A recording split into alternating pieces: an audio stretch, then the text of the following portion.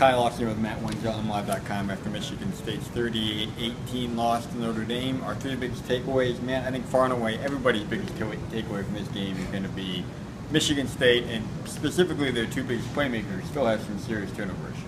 Yeah, once again, I mean, opening possession of the game, Brian Lewerke locks in on Darrell Stewart Jr., pick six going the other way. It's 14-0 at that point, and you're playing catch-up in the whole time after that. Second quarter, L.J. Scott's going into the end zone, putting 7 points on the board, coughs up the fumble, can't recover it in the end zone. It's a touchback, and I mean, there's 7 points taken off the board, and that's L.J.'s third fumble of the season. That's the second one second time he's fumbled on the goal line.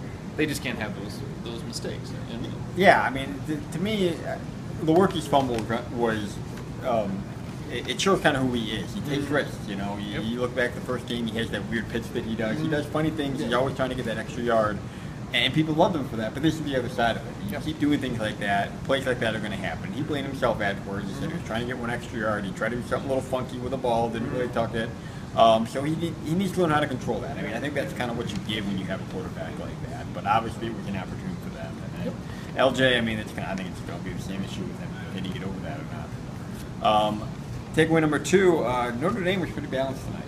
Yeah, I mean, they came in, they were averaging, I think, 330.7 on the ground. It's fifth ranked, the fifth highest total in the nation. They went for over 500 on the ground against BC last week.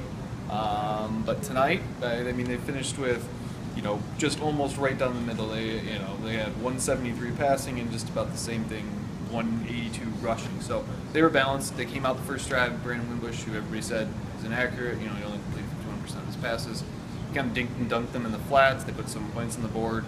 There's the pick six, and it's 14-0. And really, I think Notre Dame was comfortable with what they did the rest of the night. They kept them in front, and they didn't really have to.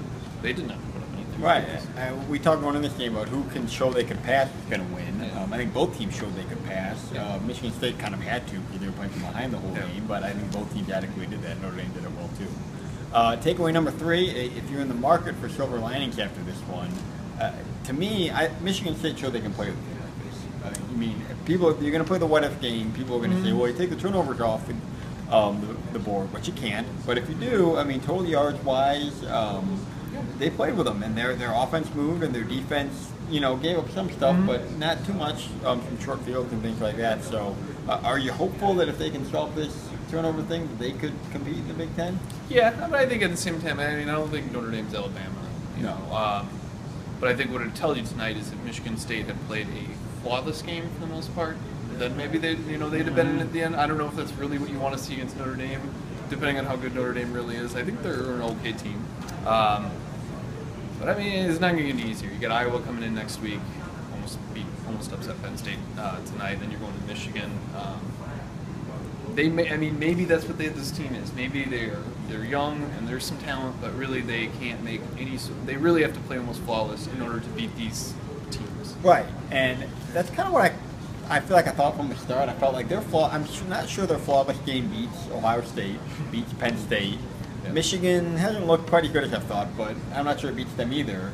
So can you eliminate the mistakes to beat Maryland, to beat Iowa, to beat Northwestern? I think those are the teams that, if they eliminate those mistakes, they can beat. But if they're going to keep turning the ball over 3 times, then we're going to be talking about another 3-9. I can mention it, but I mean that's where it's going to come down to. Yeah, we're going to keep talking about the turnover. If you're going to be -3 in turnover battle in the Big Ten, who are you beating? Rutgers? Maybe.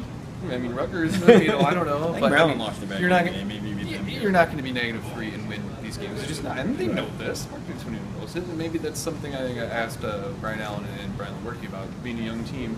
You got away with this against Bowling Green. You said we got to fix it. You got away with it against Western Michigan. You said, we got to fix it.